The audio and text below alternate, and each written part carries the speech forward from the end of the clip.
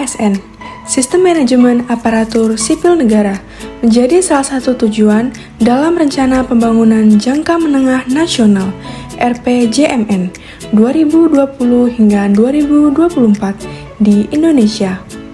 Di tengah perkembangan teknologi yang pesat, kita memasuki era industri 4.0, di mana adanya kecerdasan buatan AI dan analisis data besar menjadi bagian integral dalam berbagai sektor, termasuk di dalam pemerintah.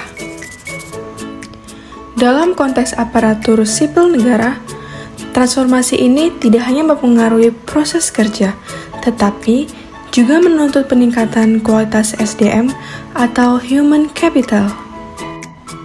Begitu juga dengan fokus utama dari integrasi Smart ASN dalam RPJMN adalah untuk meningkatkan kualitas dan profesionalisme aparatur sipil negara serta pelayanan publik. Maka dari itu, bagi seluruh ASN di Indonesia, mari bersama membangun Smart ASN untuk mewujudkan tujuan RPJMN 2020-2024 di Indonesia. Sebagai ASN, kita harus bertanggung jawab, memiliki komitmen, dan menjalankan tugas dengan sebaik mungkin dan sesuai peraturan yang berlaku.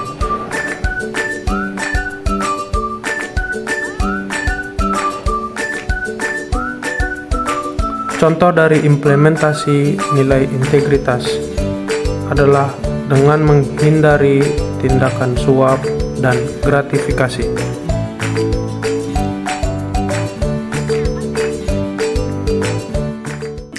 Nasionalisme.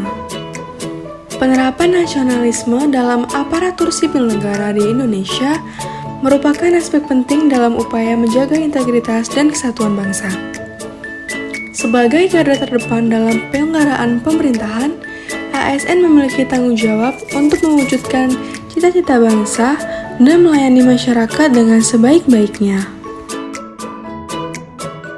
Globalisasi memaksa kita untuk semakin terbuka terhadap perubahan. Up to date dengan berita dunia dan membaca jurnal-jurnal internasional dapat membantu kita berpola pikir mendunia dan tidak tertinggal akan perkembangan teknologi dan zaman.